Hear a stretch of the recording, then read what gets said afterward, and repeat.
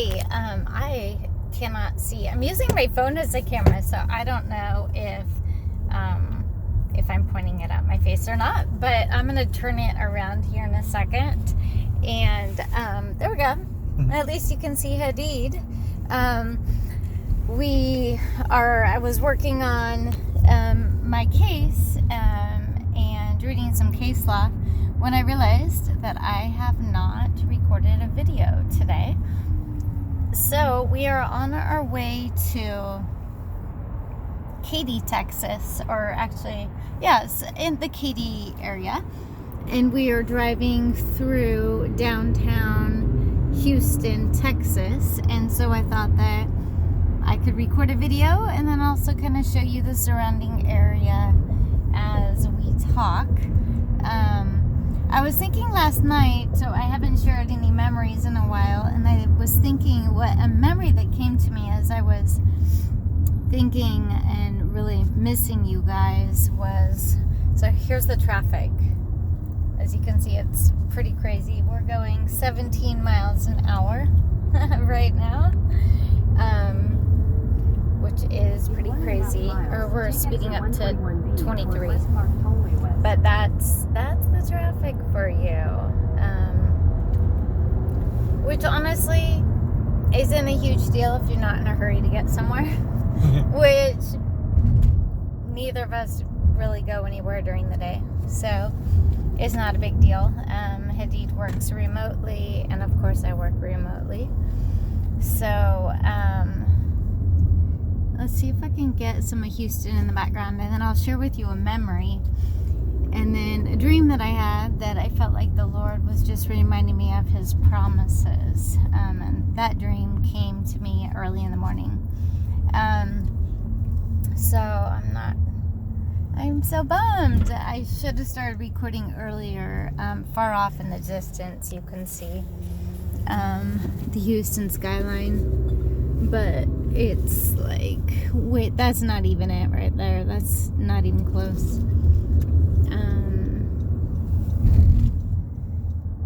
I'll make sure to do the skyline another time. So, as we're driving, this is the view you get. I'll go in between Hadid and our traffic. Because I can't turn it around on me. I wish I knew how to do that. Maybe one of these days I'll use a camera. But I don't want to have to really travel around with the camera and a phone, so that would be kind of a pain. But so anyways, one of the memories that I was reminded of with you guys, and even though it wasn't honestly the best of times, let me see if I can get some of the skyline. Not really.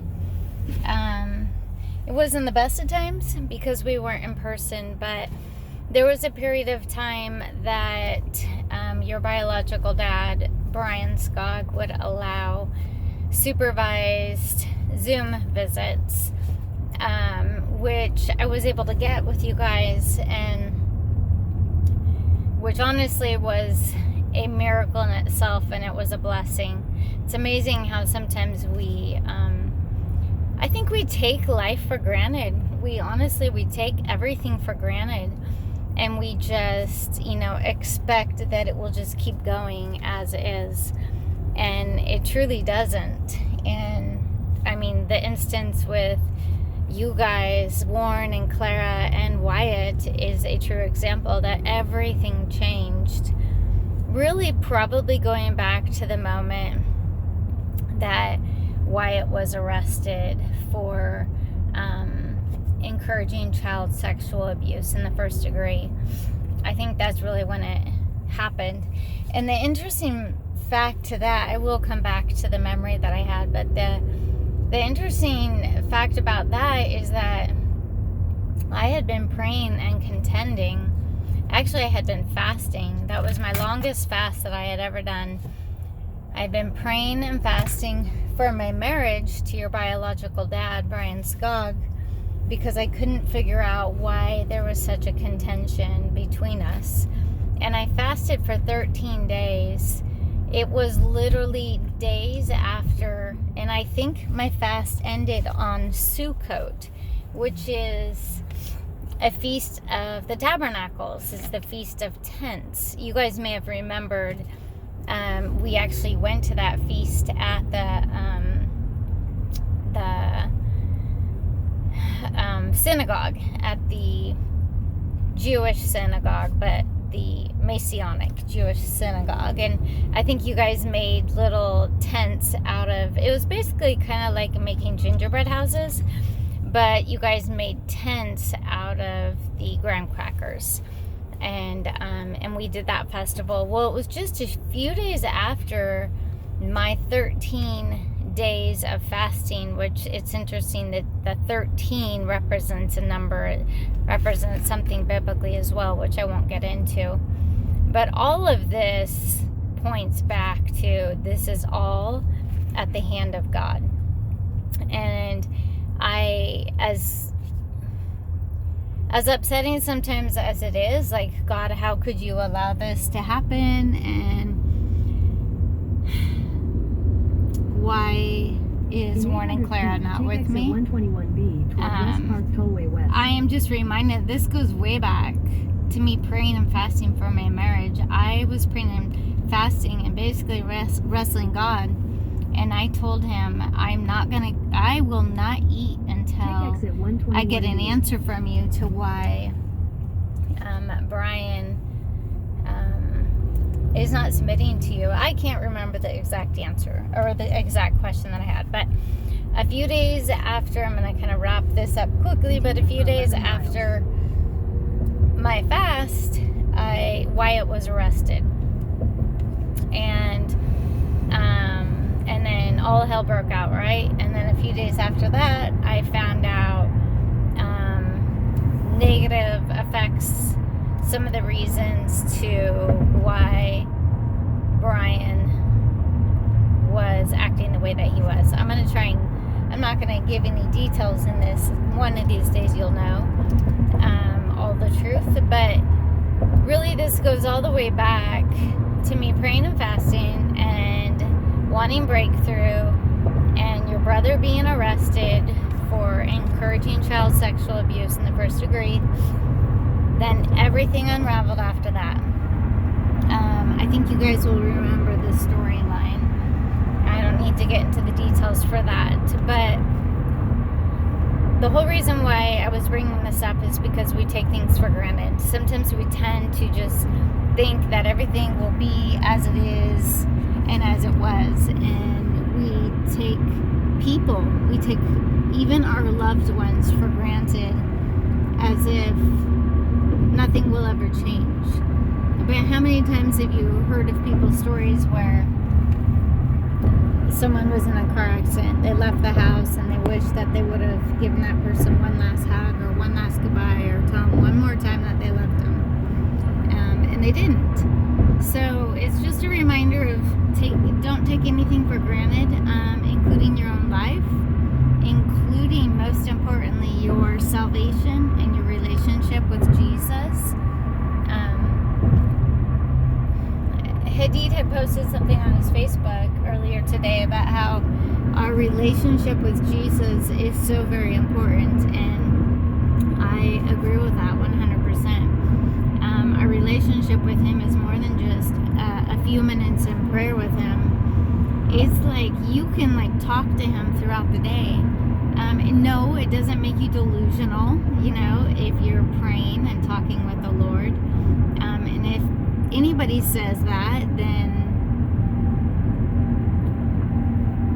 trying to cheat you out of one of the greatest things you could ever have, which is relationship with God. If anybody tries to keep you away from that, out of all the things that you can miss out on, and it be critical that you not miss out on, this would be the one. You just can't miss out on having a relationship with Jesus. The implications, obviously, there's the eternal ones, which that alone should suffice as a motivator. But there's also the this lifetime implications. The joy of his presence, the wisdom that he gives you, so that you don't fall into all the traps that the enemy is setting up for you. His presence, when you're worshiping, when you're feeling him close, that's worth it, even if it was just this lifetime, let alone it's for eternity. Sorry, I interjected. No, that's okay. I'm glad that you said that, because that is basically what he was saying on his Facebook post. And it's very important, and I will count it as worthy that I was persecuted. The whole reason why Brian Skog had got temporary emergency jurisdiction back in 2020 was because I prayed and talked to God. And I never heard an audible voice, although I told the judge it would have been nice to hear an audible voice. And some people do. A lot of people don't. And I will... witness. Yeah, I will still count it as,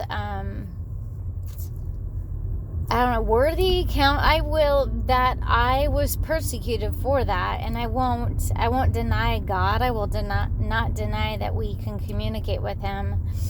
And if they call that delusional, then we know where they're, I'm not going to be the judge of where God will call them, but if that is what they're saying and they're causing a stumbling block for others to have a relationship with Christ, then we know that they will be judged for that, for sure.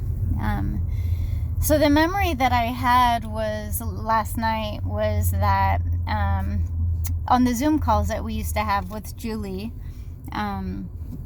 which she allowed for a period of time, I think that Brian did. I'm not quite sure their motive, but then you guys know in 2021, so maybe a year, they allowed it for a year and then they quit.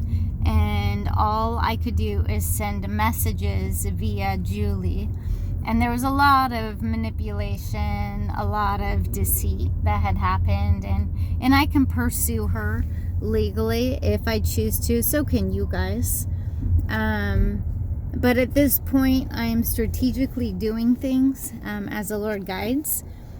But we used to do Zoom calls. And for an hour, we got 1 hour a week. Then we got 1 hour twice a week, and then it went back to 1 hour a week. And during those calls, I would plan I probably took an hour to plan our 1 hour calls every single time. And I planned out with what games we would play, what I would pray over you. And usually I wouldn't have to plan it out, except that I was being persecuted and criticized for my praying over you. They said that I was trying to program you with my prayers. So anyways, moving on to that, my memory that I had was when we used to play I Spy. I don't know if you remember this, but we'd play I Spy in the computer screen. So you'd be looking at me and I'd say, I spy, and whatever I saw in your room, in the screen behind you,